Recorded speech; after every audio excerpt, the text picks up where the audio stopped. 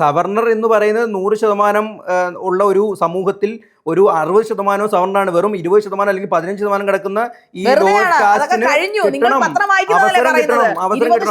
ഈ ദാരിദ്ര്യരേഖയ്ക്ക് താഴെ കിടക്കുന്ന ആയുഷ്കാലം ദാരിദ്ര്യരേഖ തന്നെ കിടക്കണമെന്നാണ് ആഗ്രഹിക്കുന്നത്. ഏറ്റവും കൂടുതൽ വിഭാഗം ഏതാണ്? ഈഴവരാണ്. ഹിന്ദുക്കൾ ഏറ്റവും കൂടുതൽ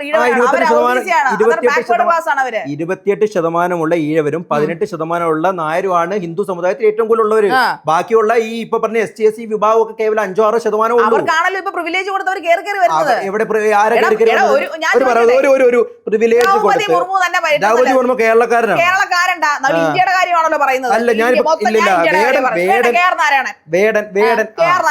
നാരായണൻ എത്ര വർഷമായി എത്ര വർഷമായി മരിച്ചുപോയി അദ്ദേഹം.